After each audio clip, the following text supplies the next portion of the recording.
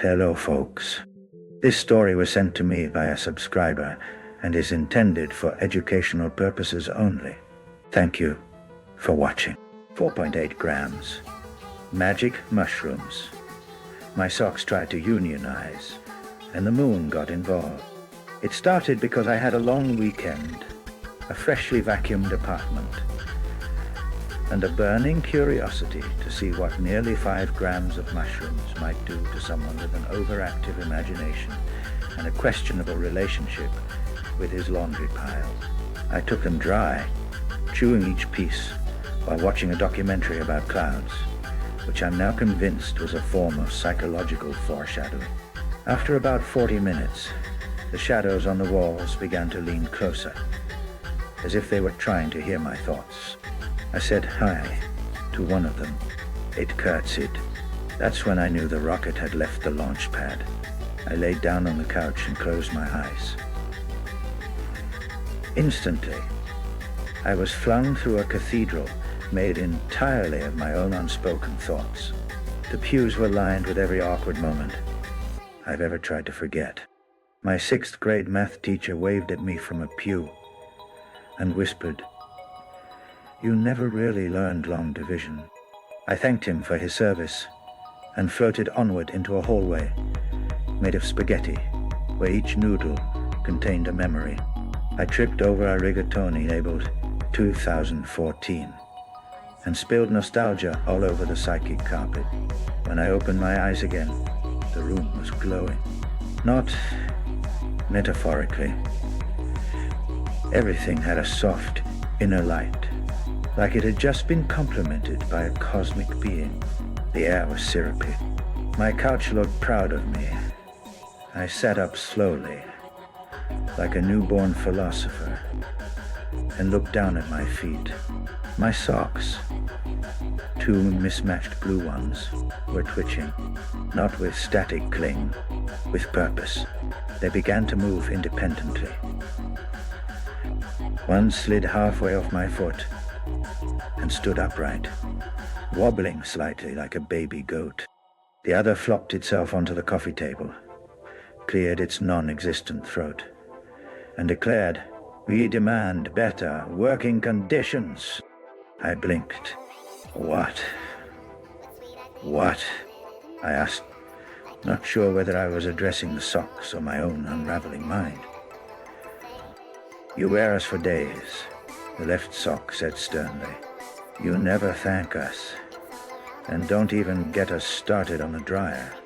"Justice for lost socks!" The right one shouted, waving a corner like a tiny revolutionary flag. Before I could negotiate with them, the ceiling cracked open and the moon leaned in. I don't mean metaphorically. The literal moon poked its enormous cratered face through the roof like it was checking on a neighbor. This again. It sighed. Every time someone eats over 4.5 grams. Unionizing laundry. It's a classic phase. "I didn't know this was a phase," I said. "It's always a phase," said the moon, flicking a beam of light across my apartment.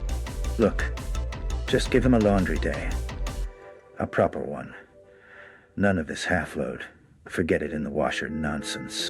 The socks crossed their toes in satisfaction. "See? The moon gets it." Then the refrigerator opened of its own accord, and a cold breeze rolled through the room.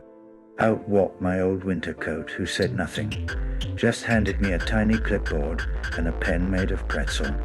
On the clipboard, a list of grievances from every item of clothing I've ever owned. The list included things like excessive stretching, sitting on mustard, and emotional neglect during thunderstorms. I was overwhelmed. I turned to the moon. "I just wanted to learn something profound," I said. "You know, like about the nature of the universe."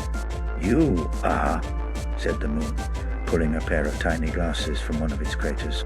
"The universe is made of relationships, even the ones with your socks." Suddenly, Everything around me paused. The world dimmed slightly, as if someone had lowered the reality brightness by 20%. A voice echoed through the air, not from a direction, but from the very space between things. You have been selected for cosmic jury duty. I was lifted gently into the air and placed into a chair shaped like a duck's philosophy thesis. Around me were 12 other jury members, including a cactus, a Rubik's Cube with anxiety, and a loaf of sourdough bread who kept muttering legal jargon under its breath. The case, whether or not I had shown sufficient gratitude in my life. The evidence against me was compelling. A slideshow appeared in the air, showing every time I'd forgotten to say thank you to a bus driver, dismissed a beautiful sunset because I was looking at my phone, or threw away a perfectly good heel of bread without even checking if I was out of sandwich meat. I cried so hard a puddle formed, and from it emerged a tiny snail who handed me a tissue and said, "It's okay." The jury deliberated for what felt like an hour, but was probably 6 seconds. The verdict? He's guilty of being human, but he's trying. I was released on cosmic probation, with a requirement to hug a tree and write a haiku about socks within 3 days.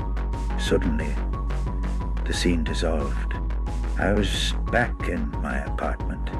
Everything was soft. The socks were back on my feet, but they felt lighter. Or maybe I did. The moon gave me a final wink and receded into the sky, repairing the roof as it left. I stood up slowly, walked to the window, and looked out into the night. The trees waved at me. The stars whispered, "Hey, nice job." I sat down and wrote my haiku. Grateful, woven threads. Hold my steps without complaint. Soft rebels of feet. Then I folded my laundry, carefully, tenderly. There, inside some, one pair of socks at a time.